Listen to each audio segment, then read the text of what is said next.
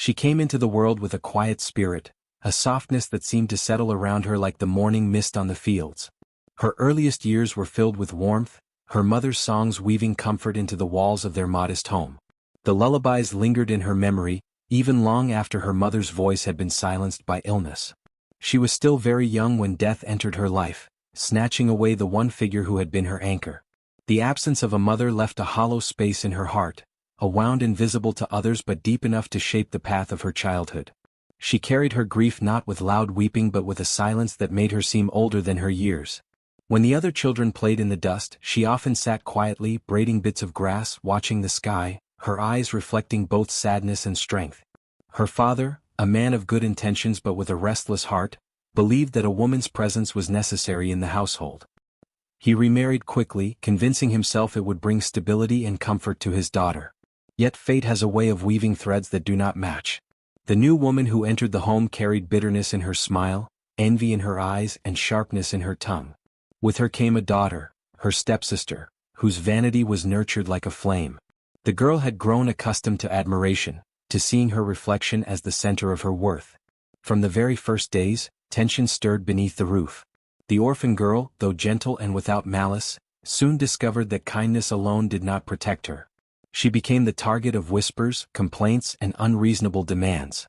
The stepmother measured her against her own daughter and found reasons to belittle her. "Your hands are clumsy, your steps are slow," she would say, though in truth the girl's hands were steady and her work thorough. The stepsister, spoiled by her mother's favor, mocked the orphan's plain dresses and simple ways. Yet despite the cruelty, the girl did not answer with bitterness. She rose early, swept the compound, fetched water, and helped prepare meals. In her silence, she cultivated patience, for she had inherited her late mother's wisdom, the belief that the earth eventually balances all wrongs. Villagers, passing by, often caught glimpses of her bent over her chores, her face glowing with quiet resolve. They whispered among themselves about her grace, about how beauty seemed to dwell in her even without fine clothes or adornments. Some admired her from afar, recognizing in her humility a light stronger than mere appearances. Her laughter, rare but genuine, carried like a melody when it broke through her usual quietness. Even the old women at the market noted how she never quarreled, never raised her voice, and always greeted others with respect. In a community where people's worth was often measured by wealth or loudness, she was like a cool stream running unnoticed but refreshing those who drank from it. Her stepmother saw these things too, but instead of pride, it ignited jealousy. Why should she, with nothing, be admired? Why should her silence make others praise her when my daughter speaks so boldly? She would mutter under her breath. The stepsister, too, grew resentful of the way some villagers praised the orphan for her good nature. In her eyes, admiration was something to be earned with beauty and display, not with humility. This unspoken rivalry only deepened the cruelty she directed toward the girl. Still, the orphan girl endured, carrying the memory of her mother's teachings in her heart. Though she had lost much, she carried herself as though she was still cradled in her mother's love, her spirit unbroken, her kindness unshaken. Under the roof of the house, a new rhythm took hold, one shaped by favoritism and sharp distinctions. The stepmother, now ruling the household with her sly, controlling hand, had only one true love, her own daughter. Every time the market days came, she would buy silks and beads for the girl, letting her strut around like a peacock adorned with colors. The meals she prepared were always richer for her daughter, the sweetest morsels laid before her, while the orphan girl received only scraps or leftover broth. The stepmother praised her child's laugh as the most charming, her walk as the most graceful, her words as the most intelligent, never once acknowledging the quiet efforts of the orphan girl who scrubbed the pots, carried the firewood, and worked tirelessly from sunrise to sunset. This blatant favoritism did not go unnoticed, not even by the villagers who sometimes visited. When the women came to draw water or the men stopped by to rest, they often looked upon the household with knowing eyes. They saw the orphan girl bent over her chores, her slender frame steady and uncomplaining, her eyes soft despite the weight of neglect. They would sometimes murmur kind words to her or gently remark on her diligence, comparing her to her late mother who had been known for her goodness and quiet strength. These words carried beyond the walls of the house, and in the open air of the village, they grew into whispers of admiration. "That girl," they would say, "is as bright as the morning sun." But such praise did not land gently in the ears of the stepsister. She, dressed in her mother's finery and dripping with ornaments, would stand beside the orphan girl at the well or on the path to the market, waiting for villagers to admire her, yet time and again, their eyes strayed to her stepsister. Though the orphan wore plain clothes and her hair was unadorned, there was a glow about her, a natural grace that no beads or silks could imitate. It stung the stepsister like thorns pressed against her pride. She would grit her teeth as women said, "How she resembles her mother, so full of kindness," or as the men observed, "Her hands are strong but her heart is gentle." With every compliment given to the orphan girl, the stepsister's envy tightened around her like a snake coiling to strike. At night, in the privacy of her room, she would look at herself in the mirror of polished bronze, running her hands over her face, her hair, her figure, and ask why no one spoke of her in the same way. She thought of her silks and beads, of her mother's endless praise, yet none of it gave her the admiration she craved. It was as if her stepsister's very existence cast a shadow over her, one she could not step out of no matter how hard she tried. The stepmother, too, noticed this silent comparison and her daughter's growing bitterness. Though she never spoke of it openly, she fanned the flames of jealousy with subtle words. "People only pity her because she has no mother," she would whisper. "Do not be fooled. They think kindness is beauty but it is only weakness." These poisonous words did not comfort the stepsister, they only deepened her frustration. Each time she saw the orphan girl smile despite her burdens, each time she saw the villagers' eyes soften when they looked upon her, it felt like a sharp wound to her pride. Thus, envy began to take root in the house like a creeping vine, winding its way into the stepmother's whispers and the stepsister's heart. And while the orphan girl moved through her days with quiet endurance, unaware of how deeply her presence unsettled those around her, the seeds of bitterness and resentment had already been sown, waiting for the moment they would erupt into cruelty. Life inside the household soon became a quiet prison for the orphan girl. From the first light of dawn until the final fading of the evening sun, her days were swallowed by endless chores. While her stepsister lay lazily upon mats, adjusting her beaded hair or admiring her reflection in a small brass mirror, the orphan girl carried heavy clay pots to and from the river, her bare feet blistered by the rough earth. The weight of water sloshing in the pots bent her back, but she never complained. Instead, she hummed soft tunes her late mother once sang, her voice gentle and steady like the flowing stream itself. The stepmother, sharp-eyed and cold-hearted, always found ways to pile on more tasks. "Sweep the yard again, it is still dusty," she would order, even if the ground was spotless. "Pound more grain, the pestle is not yet tired," she sneered, smirking at the girl's tired arms. No kindness softened her words. She seemed to take joy in watching the girl's small body labor under burdens far too heavy for her age. Meals were no relief. The family feasted on hot stews, roasted meats, and fresh fruits, but the orphan was handed only leftovers, cold scraps, gnawed bones, or porridge thinned with water. Sometimes, her plate was set on the ground like one would feed a stray animal. Her stepsister often laughed at the sight. "Look at her," she mocked, chewing loudly, "she eats like the dogs outside." The orphan swallowed quietly, refusing to let their words choke her spirit. Her clothes, once lovingly sewn by her mother, grew old and ragged. The hems frayed and the once bright fabric dulled under constant washing in the river.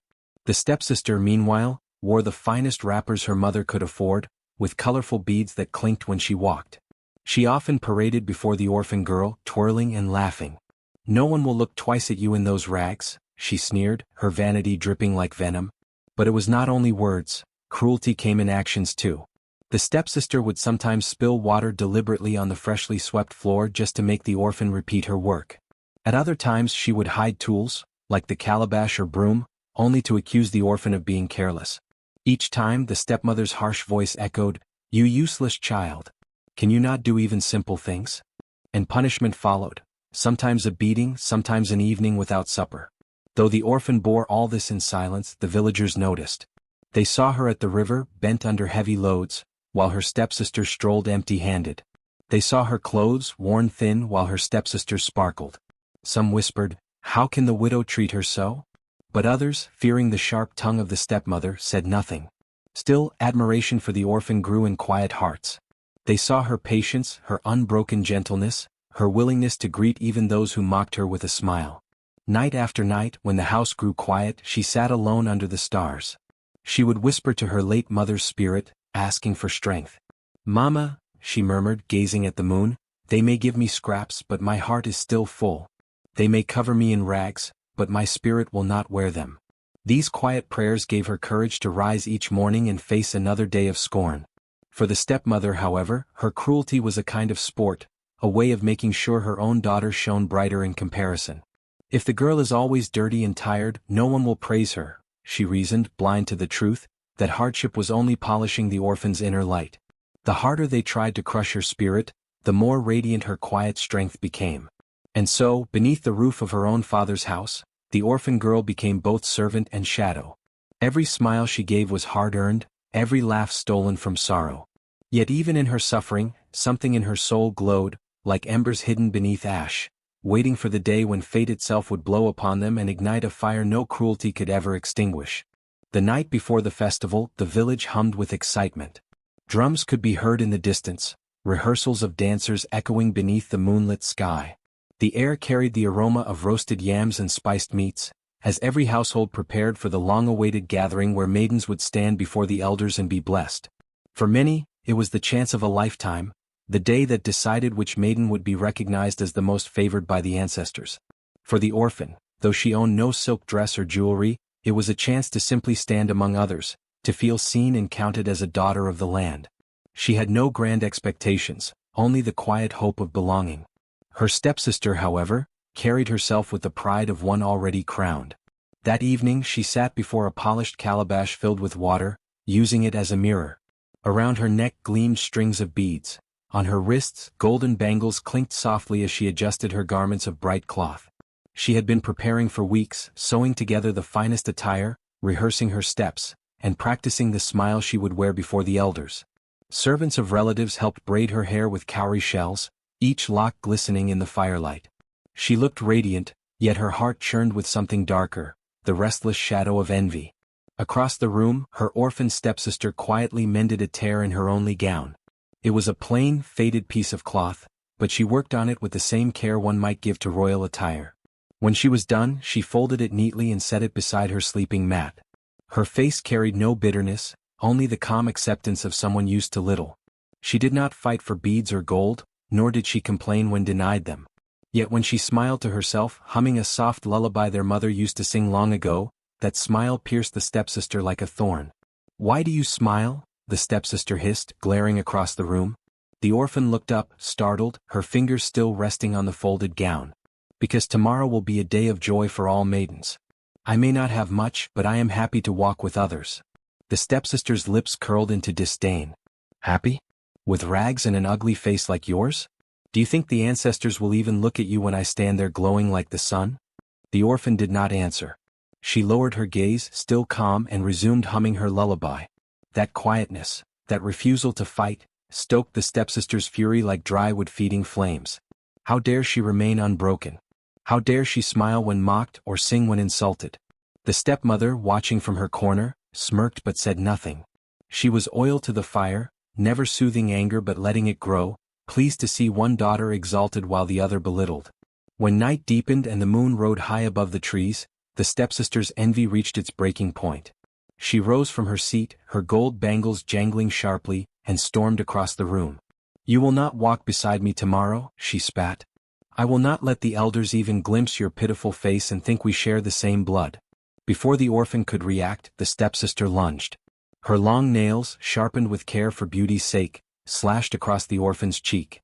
Once, twice, then again, carving deep wounds that burned like fire. The orphan cried out, clutching her face, her voice breaking into sobs as warm blood trickled down her skin. The stepsister stepped back, panting, her chest heaving with both triumph and rage. She glared at her handiwork. Crimson scratches ran across the orphan's once gentle face, marring her soft features. "There," she shouted. "Now let us see if you will smile again. Let us see if the ancestors will choose a scarred, ugly girl over me." The stepmother burst into cruel laughter, clapping her hands as if entertained by a play. "Well done, my daughter," she praised. "Now the girl's shame will keep her from stepping outside. Who will admire a scar-faced maiden? Let her hide when drums call tomorrow, for beauty no longer belongs to her." The orphan remained on the floor, trembling. Her hands shook as she tried to cover her wounds, but the sting was unbearable. Tears mingled with the blood on her face, and for the first time in many moons she felt truly broken. She had borne hunger, she had endured mockery, but this cruelty cut deeper than flesh. Yet even in her pain, a small voice within whispered, "Scars do not hide the soul." Scars are the marks of survival. She rocked gently, cradling herself, and though her face throbbed, she whispered a prayer. Ancestors, if my heart is still pure, do not let them bury me in shame. The stepsister, hearing the whisper, sneered. Pray all you want. Tomorrow the only blessing will be mine. She tossed her head proudly, her cowries rattling like tiny bones, and strutted back to her mat. The stepmother soon followed, her laughter fading into snores. The hut grew quiet, save for the soft crackle of dying embers. Alone, the orphan lay on her mat, her cheek burning, her gown stained. She could not sleep, for every throb reminded her of the cruelty done.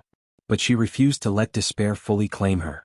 She touched the wounds gently, feeling their raw edges, and whispered again, They can wound my face but not my spirit. Outside, the wind stirred the trees as if carrying her words to the ancestors. And though she could not see it, the moonlight rested on her scarred face with unusual tenderness, as though the heavens themselves had heard her cry. The night was heavy, but dawn would come. The night felt endless for the orphan. After her stepsister's claws had torn through her skin, she sat quietly in her small corner of the hut. Her face throbbed with pain, yet she did not cry aloud. Tears came, yes, but they slid down her cheeks in silence. She pressed her palms together and whispered prayers to the ancestors, begging them for strength, not for beauty, not for revenge, but simply for the courage to endure. Outside, the stepmother and stepsister celebrated their cruelty, laughing as they prepared their baskets of oils, fabrics, and jewels for the festival. The orphan remained still, her heart heavy but strangely calm. Her wounds stung each time she moved, yet she refused to let bitterness take root within her. When the rooster crowed, announcing the first breaths of dawn, something began to stir. The orphan lifted her head. The pain had lessened, replaced by a curious warmth spreading across her skin. At first, she thought the morning sun was spilling through the cracks in the roof and touching her face. But as she touched her cheeks, she felt a gentle pulse beneath her fingertips, like the heartbeat of something sacred. She went to the clay pot of water in the corner and bent over it. What she saw in the reflection made her step back in shock. Her wounds were no longer angry gashes of red. Instead, they glowed faintly as if lined with molten gold. The marks had not vanished, but they had transformed into delicate patterns like vines, stars, and rivers flowing across her skin. The orphan gasped and fell to her knees. Her heart raced, but her spirit trembled with gratitude. Ancestors, she whispered, voice shaking, what have you done for me? I am nothing, yet you honor me with your light. When she stepped outside, the villagers were already stirring. Some women carrying calabashes stopped in their tracks, their eyes widening. One dropped her pot, water spilling across the earth, for she could not believe what she was seeing. Look at her face, someone cried. Her wounds, they shine, another exclaimed. Soon a crowd gathered, whispering, pointing, marveling. The golden glow upon her face was soft yet undeniable. It was not the light of wealth or paint, nor the shimmer of oils. It was something deeper, an aura that radiated purity and blessing. The golden marks looked like sacred symbols carved into her skin by unseen hands. Elders, drawn by the commotion, came forward. One of them, a man with hair as white as river foam, peered closely at her face. His eyes filled with awe. These are no ordinary marks, he declared. They resemble the ancient signs we see carved on the stones of our ancestors, the same patterns we find on the drums of the temple. Another elder placed her hand on the orphan's shoulder and whispered, Child, you have been touched by the spirits. Where others see wounds, the ancestors have turned them into glory. The orphan lowered her gaze, trembling with humility. She did not see herself as glorious, only as a girl who had endured pain. But the villagers could not look away. Children pointed with wide eyes, women covered their mouths in amazement, and men murmured that such a sign had not been seen in generations. When word reached the stepmother and stepsister, they rushed out of their hut, still adjusting their fine garments. At the sight of the glowing marks, the stepsister's mouth fell open. For a moment she forgot even to breathe. She had thought her act of cruelty would ruin the orphan, but instead, it had made her more radiant than any garment or jewel could. The stepmother scowled, her face twisting in disbelief. This is nothing but trickery, she shouted, but her voice cracked, betraying her unease. She turned to the crowd. Do not be fooled. She has smeared something on her face to deceive you. But the elders shook their heads firmly. No oil or paint could do this, one said. We know the difference between vanity and blessing. This glow does not come from her hands, but from the heavens. The stepsister's eyes burned with rage and envy. Her heart boiled as she saw how the villagers looked at the orphan with reverence. All her ornaments, perfumes, and silks seemed suddenly worthless compared to the humble girl whose scars had turned into sacred beauty. Meanwhile, the orphan stood quietly, tears in her eyes, not from pain but from wonder. She realized the ancestors had not erased her wounds. They had left them there, transformed, as a reminder that suffering, endured with a pure heart, could be turned into strength. As the villagers prepared to leave for the festival, many insisted that the orphan must walk with them at the front. They believed her presence was a blessing, a sign that the ancestors themselves would grace the gathering. The stepmother protested bitterly, but her words held no weight against the voice of the people. The orphan touched her glowing face once more. She still felt the faint sting of her wounds, but now it was no longer a pain that weakened her, it was a fire that carried her forward. With her plain attire and bare feet, she walked with dignity beside the villagers, while the golden patterns across her face shimmered in the sunlight. And so, as the morning sun climbed higher, the girl once mocked for her plainness and scarred by cruelty walked toward the festival of beauty, carrying not jewels or silks, but the blessings of her ancestors glowing upon her skin. The morning of the festival was unlike any other. The air itself seemed alive, filled with the sound of drums rolling from the edge of the village, voices singing in excitement, and the smell of roasted yams, spiced meat, and palm wine drifting from every corner. The great square was decorated with palm fronds and bright cloths. It was a day meant for joy, honor, and remembrance of the ancestors. The stepsister, who had risen at dawn, dressed herself in the silk garments gifted by her mother. The fabric shimmered with every movement, dyed in deep blues and crimson, embroidered with gold thread. She spent hours painting her face with chalk and ochre, fixing beads into her hair, and adorning her arms with bronze bangles that clinked like tiny bells when she walked. She looked at her reflection in the polished bronze basin and smiled proudly. Today, she thought, the village would look at her and praise her beauty. Today, she would stand above the orphan girl who had always been admired for her gentleness. But while the stepsister preened and boasted, the orphan girl sat quietly in the corner of their hut, her veil pulled over her head. Her face still bore the marks of the wounds from the night before. The scratches were no longer red and painful, but glowing faintly as though the ancestors had laid their fingers upon her skin. Every line shimmered with a soft golden light, forming sacred patterns no human hand could have drawn. When she finally stood and walked to the festival, her stepmother laughed cruelly. "Hide your face, child," she sneered.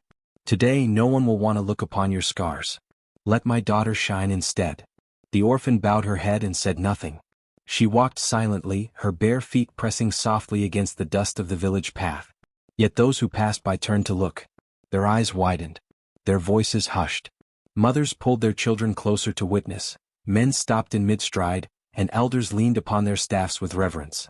For what they saw was not a girl marked by cruelty, but a young woman radiating with golden light. The scars upon her face did not appear as wounds, but as glowing sacred patterns, spirals, circles, and lines that echoed the symbols carved long ago on the ancestors' stones. Her pain had been transformed into something divine. By the time she reached the festival square, a crowd had already gathered. The stepsister, seeing the attention turn, walked proudly to the center, swaying her silk robes so that the colors caught the sun. She raised her arms and spun slowly, sure that every eye was fixed upon her beauty. But as she turned, she realized the crowd's gaze had shifted. No one was admiring her silks. All were staring at the orphan. Whispers rippled through the villagers like waves across water. "Do you see her face? It glows like firelight. It is the ancestors' blessing. Her suffering has been turned into light. No mortal beauty can compare." The stepsister froze, her pride crumbling. She felt as though her garments, once so precious, were nothing but rags beside the orphan's radiance. She clenched her fists, shame rising in her throat like bile. The elders of the village gathered, their long staffs striking the ground as they approached. Their leader, an old woman whose eyes were clouded yet sharp with. The day after the festival, when the songs of drums still echoed faintly in the distance, the village awoke to a new truth. Whispers carried from homestead to homestead, from the riverbank to the farmlands, all repeating the same story. The orphan girl's wounds had shone with golden light, while the stepmother and her daughter had stood revealed in their cruelty. By mid-morning, a crowd began to form beneath the baobab tree at the heart of the village. It was here that elders often gathered to settle disputes, here that truth was weighed against lies, and here that justice unfolded before all. The stepmother, her stepsister, and the orphan were called to stand before the council. The orphan walked timidly, her head bowed, though the golden traces still shimmered faintly upon her skin, catching the sunlight in a way that made her seem both human and divine. Villagers who saw her lowered their eyes in reverence, whispering prayers under their breath. Mothers touched their children's foreheads and murmured blessings, hoping a fragment of the girl's light would pass to their families. The stepmother, by contrast, came striding angrily, her jaw set tight, her eyes darting as though searching for allies. Her daughter followed, clutching her silk garments, which suddenly seemed heavy and worthless compared to the glowing beauty of her stepsister. When all three stood beneath the baobab, silence fell. The eldest among the council cleared his throat and spoke. "We have seen with our own eyes," he said, his voice deep and steady. "The orphan who was wronged and abused now carries marks that shine like the blessings of our ancestors. But you," his gaze turned to the stepmother and stepsister, "you are remembered for the cruelty you brought into your home." A murmur of agreement rippled through the crowd. Women who had once gossiped in the stepmother's favor now turned their faces away. Men who had admired her sharp tongue now shook their heads. Children who used to fear her pointed openly, calling her wicked. The stepmother, realizing the shift, tried to defend herself. "These are lies. Tricks. The girl is cunning. She has bewitched you all. Those marks are no blessing, they are witchcraft meant to deceive us." But her words fell heavy and empty. No one nodded in agreement, no one murmured support. Instead, the elders frowned. One of the women in the crowd called out, "Then explain why the ancestors would let her light shine before the whole village while your heart hides in shadow." Another voice joined, "We saw you mock her. We saw how you and your daughter flaunted riches while she worked like a slave. Do not pretend innocence now." The stepmother's face burned red and she raised her voice louder, desperate. "You fools! You do not know the truth. That girl brings misfortune. I tried to protect this village from her curse." But even as she spoke, thunder rolled faintly across the horizon though the skies were clear. The elders exchanged glances. It was said that when someone lied before the ancestors, the earth itself would rumble in protest. The eldest elder raised his hand for silence. "You speak of curses," he said firmly, "but it is not the orphan who has cursed us. It is your cruelty that has stained this village. While she bore her suffering with silence, you sharpened your daughter's heart against her. And now, before all, your shame has been revealed." The crowd erupted with agreement. "Yes, she is cruel. Her heart is black. She is not fit to walk among us." The stepmother tried once more to protest, but this time even her daughter pulled at her sleeve, whispering, "Mother, stop. They will not listen. We are undone." But the stepmother shook her off. "You ungrateful child. You would abandon me now? Do you not see, they are all bewitched?" Yet the daughter's own face sagged with shame. She remembered scratching her stepsister's cheeks, laughing at her pain, and now seeing those same wounds turned into golden blessings filled her with dread. She whispered again, her voice trembling, perhaps it is we who were wrong." That whisper was all the villagers needed. A heavy silence spread again, and all eyes turned to the stepmother, who stood defiant yet trembling. The council made its judgment. "From this day forth, you and your daughter shall no longer sit among us at festivals. You will not join the circle of women at the river. Your words will carry no weight in our gatherings. You are shunned until the ancestors themselves forgive you." Gasps rose from the crowd. To be shunned was worse than punishment. It meant being invisible among one's people, a living ghost. The stepmother's bravado cracked, her eyes widening in horror. "No, you cannot do this to me. I am a wife of this village, a mother. You cannot silence me." But the verdict was final. Villagers began to turn their backs on her, refusing to meet her eyes. One by one, people walked away, leaving her standing with her daughter beneath the great baobab, alone in the emptiness of her disgrace. The stepmother fell to her knees, clutching the earth, her cries echoing through the trees. But no one comforted her, no one lifted her up. The villagers returned to their homes, speaking instead of the orphan girl, the blessed child whose golden wounds told a story of endurance and purity. For the first time in many years, the stepmother tasted the bitterness of her own cruelty. And though she shouted into the silence, not a single voice answered back. Her downfall was complete, not through violence but through the weight of truth, and the judgment of those who finally saw her heart for what it truly was. When the village had turned its back on the stepmother and her daughter, whispers of their downfall traveled through every hut and marketplace. The people no longer wanted to greet them at gatherings, no longer offered them a seat near the fire, and no longer brought them food during festivals. What had once been a family known for their cunning tongue and strict presence was now reduced to silence and isolation. The stepsister hid her face when she walked through the village paths, ashamed that no one admired her silk garments anymore. The stepmother, once proud and loud, shrank into bitterness, unable to raise her voice when the elders dismissed her. Yet amid all this, the orphan girl, who had endured years of cruelty and mockery, walked with a calmness that surprised even the most respected elders. Her face carried no trace of vengeance, only a quiet strength that radiated peace. One evening, after the harvest feast, when the drums were slowing and the moonlight spread across the fields, the girl made her way to where her stepmother and stepsister sat apart from the villagers. Their eyes were lowered, their bodies stiff with the weight of shame. For a long time she said nothing. She simply stood before them, and her presence, dressed not in gold or silk but in a soft wrap of plain cloth, was enough to draw attention. Slowly she knelt beside them. The crowd quieted, their curiosity rising like the wind before a storm. "I forgive you," the girl whispered, her voice steady. "All that you have done to me, locking me away, mocking me, treating me as less than nothing, I let it go. You cannot undo what has been done, but neither will I allow your cruelty to keep me chained in bitterness." The words fell heavy, not only on the stepmother and stepsister but on the entire village. Some people gasped, others shook their heads, unable to believe the girl would show kindness to those who had nearly destroyed her.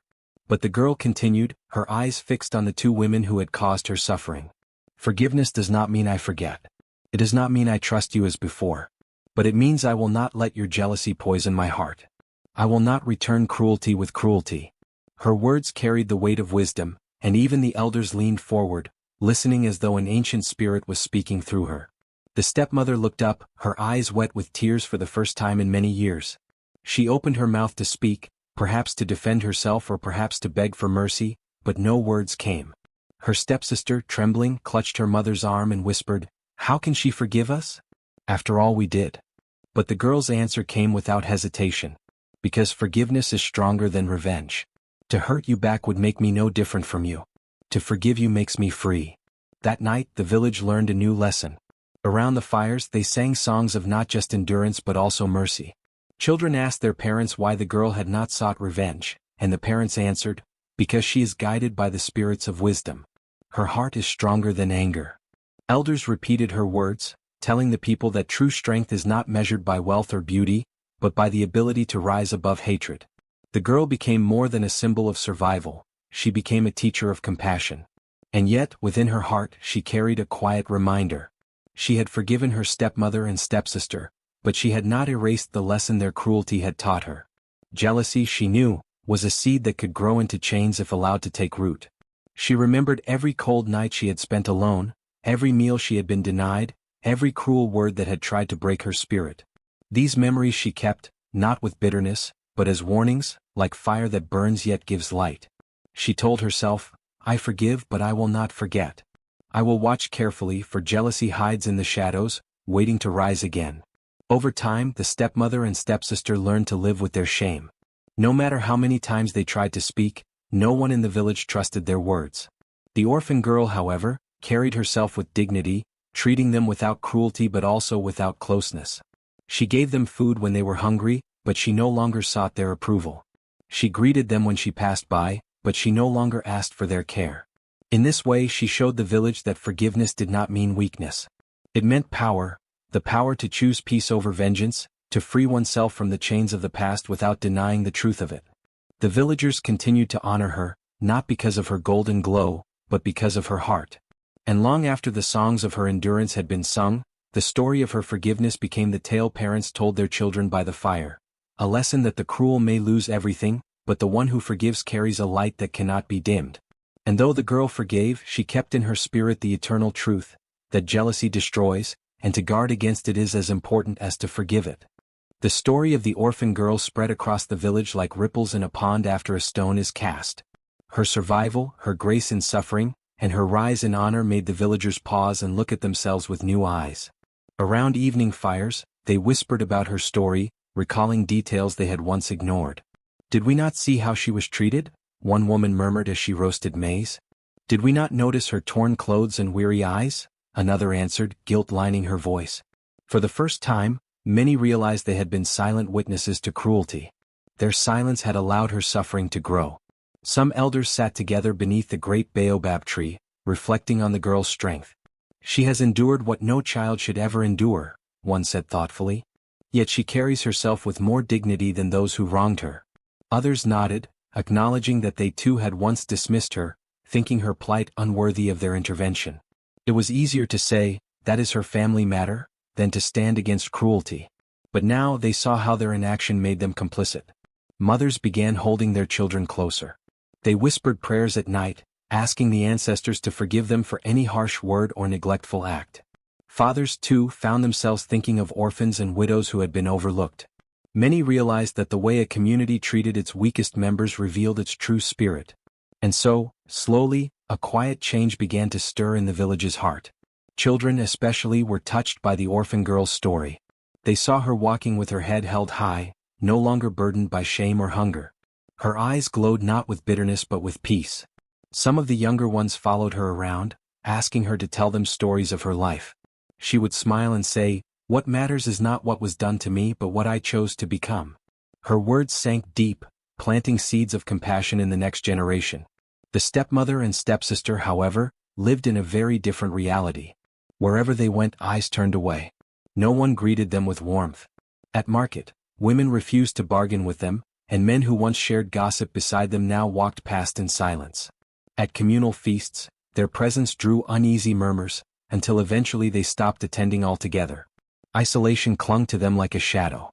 The stepsister, still young, felt the sting of rejection the most.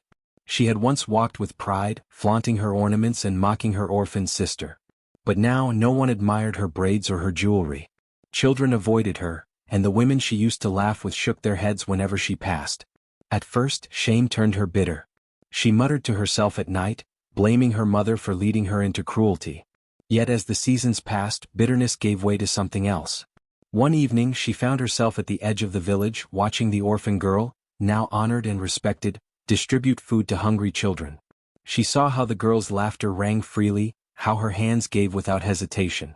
The stepsister lowered her gaze, realizing for the first time that dignity was not in ornaments or beauty but in kindness. She whispered softly, almost to herself, "I was wrong." That night she could not sleep. Guilt pressed on her heart until it softened her pride. Her mother, on the other hand, refused to change. She muttered angrily about unfair treatment, claiming that the villagers were blinded by pity. "They act as if she is a saint," the stepmother spat one evening. "But she is nothing without me, I raised her." Yet no one listened, not even her own daughter. The more she spoke, the deeper she sank into her own bitterness. In her stubbornness, she became a warning to others, a living example of how cruelty, when left unchecked, devours the heart. The villagers, in their reflections, began to reshape their customs. They set aside small portions of harvest to feed orphans and widows. During gatherings, they invited those who were often overlooked to sit in the front, honoring them with respect. The elders declared that no child in the village should ever again sleep hungry or walk in rags while others thrived. It was their way of repaying the debt of silence they had carried during the orphan girl's suffering. In time, the village became known among neighboring clans as a place where compassion flowed. Travelers would say, "That is the village where even the weakest walk with dignity." And whenever people asked what had inspired such change, the villagers told the story of the girl who had been wronged, who chose forgiveness instead of revenge, and who taught them to see their own shadows. As for the stepsister, she carried her shame quietly. Yet unlike her mother, she let it teach her humility. Slowly she began to approach others with kindness, helping where she could. Though many were hesitant to trust her at first, some saw the sincerity in her eyes and allowed her to mend broken ties. She never regained the admiration she once flaunted, but she earned something far more lasting: respect born from humility. Thus, the village reflected, repented, and rebuilt itself. And though the memory of their silence lingered, it became a guiding star, reminding them never again to turn away from suffering. For in the story of one orphan girl, they found the mirror of their own souls. Her story did not remain confined to her village alone. Word of her trials, her endurance, and her eventual rise spread beyond the dusty paths and farmlands, carried by travelers, merchants, and griots who loved a tale worth retelling. The girl who once walked barefoot and silent in the fields became a name that lived in the mouths of strangers. In marketplaces, mothers hushed their children with her story, warning them not to mistreat the weak or mock the poor, for no one knew where the blessings of the ancestors might be resting. Around fires, elders told her tale with deep voices and careful pauses, each detail stretched into a lesson that pierced the hearts of the listeners. In time, she was no longer just a girl of flesh and memory, she became a living legend, woven into the fabric of folklore itself. From generation to generation, the story shifted in details but never in essence. Some told that when she cried, her tears became seeds that grew into grain. Others said that when she worked, her shadow danced like an ancestor guiding her steps. Many insisted that the moment her stepmother and stepsister tried to betray her, the ancestors themselves appeared in unseen form, lifting her from disgrace into honor. The villagers did not argue over which version was true, for all versions carried the same weight. Her life had revealed something eternal, something that could not be ignored. Even when her name faded with time, she became known by titles: the orphan blessed, the silent one who rose, the girl of the ancestors. These titles carried more power than any crown. Among the sayings that survived, one became especially cherished: the wounds of the pure shine brighter than the jewels of the wicked. This proverb rolled off tongues like honey and salt, sweet with wisdom yet sharp with warning. It was recited when a child complained of unfairness, when a widow was mocked for her poverty, or when a servant suffered in silence. It reminded them all that suffering endured with dignity could become light, while cruelty dressed in gold could become ash. This saying carried into weddings, into funerals, and even into court judgments, where chiefs reminded the guilty that treasures stolen or hoarded never outweighed a soul that remained uncorrupted. Over time, the proverb grew into a pillar of moral teaching, a thread that stitched itself into the conscience of many clans. The story shaped not only the tongues of the people but also their hearts. Young women drew strength from her example, believing that beauty was not found in braided hair alone, nor in ornaments of ivory or beads, but in the strength of character and the purity of intention. Men, too, listened and reflected, for the tale warned them against arrogance and cruelty, reminding them that dignity was not inherited by blood or wealth, but earned through the way one treated others. Children played games where one pretended to be the cruel stepsister and the others the kind orphan, only to have the play end with the orphan's triumph. In this way, the story lived not as a distant tale, but as a daily rhythm, shaping the thoughts and behaviors of the people. The stepsister, too, became part of the moral. In some versions of the tale, she wandered for years, never able to shake the shame of her cruelty, though she tried to change her ways. Her face was remembered not for her beauty but for her envy. Mothers warned their daughters against jealousy, saying, "Do not let your eyes grow like the stepsisters, for beauty spoiled by bitterness becomes uglier than scars." Yet others softened her story, saying she eventually bowed her head, sought forgiveness, and learned humility. These versions reminded the people that no one was beyond redemption if their heart was willing to kneel before truth. Thus, even in her shame, she served as a lesson, her life becoming a caution against envy and cruelty, yet also a reminder of the power of repentance. The moral of the legend reached beyond appearances. The people understood that fine clothes, shimmering jewels, and lofty titles could not shield a heart stained with cruelty. They whispered, "True beauty is not in outward appearance, but in the resilience of the heart and purity of the soul." These words were carried like prayers in the wind, repeated in daily life when people faced trials or injustices. For the villagers, the girl's story was no longer simply about an orphan who rose above mistreatment.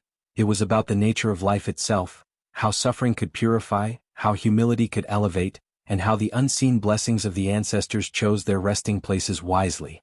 As the seasons passed and the story traveled across rivers, valleys, and mountains, it became a flame that would not die.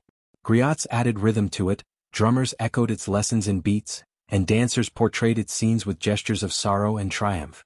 Children born long after her time felt they knew her as if she had lived in their own village. They saw her not as a stranger but as a sister, a friend, a guiding light. Her tale, embroidered into song and proverb, lived where no one could erase it, in the hearts of the people. And so the legend endured, long after the dust of her life had returned to the earth. It taught that cruelty never wins, that envy destroys itself, and that dignity, carried even in silence, is a crown no one can take away. It reminded the people that even when the world tries to bury goodness beneath shame, the ancestors have a way of lifting it higher than gold. Her wounds had shone brighter than jewels, her tears had become rivers of wisdom, and her silence had spoken louder than drums. She was proof that the pure heart does not remain hidden forever. It becomes a light to guide generations.